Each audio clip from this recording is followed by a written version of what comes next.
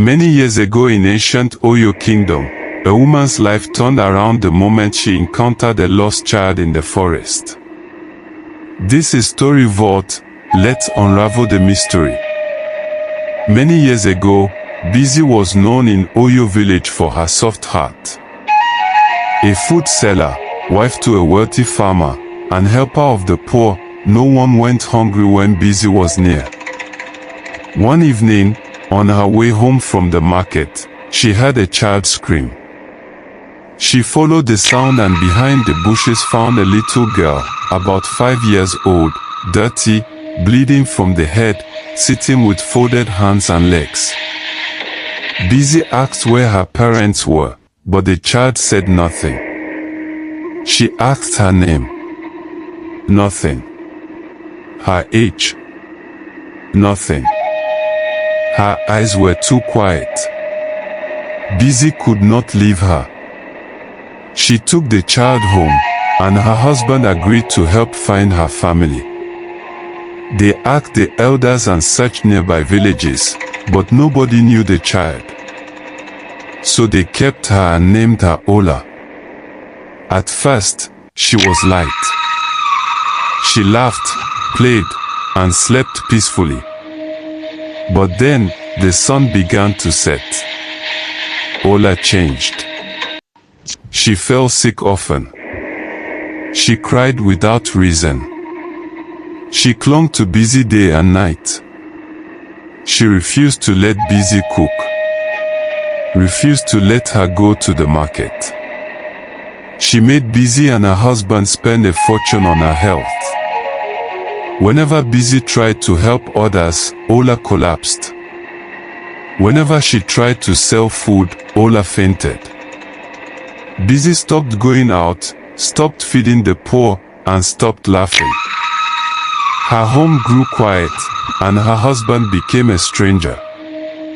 The villagers began to whisper, "That child is not a blessing." The next morning, Bisi and her husband went to the village seer. The old man looked into his cowrie shells and said, "There are children born of sunlight, and those born of shadow. You brought home Oku, darkness." He gave Bisi a small calabash and said, "Rub this oil on her forehead at dawn.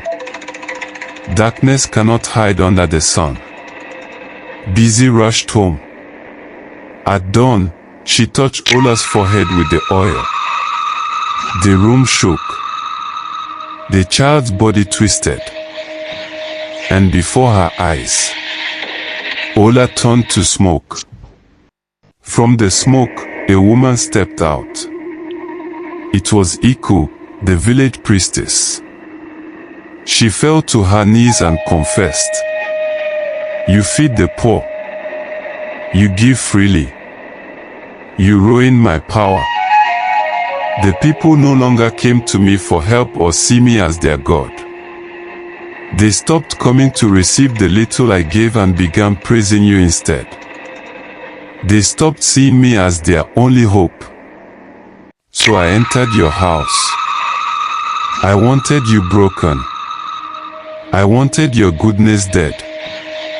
I wanted it to become difficult for you to help anyone again." Just then, the villagers following the strange shouts rushed in.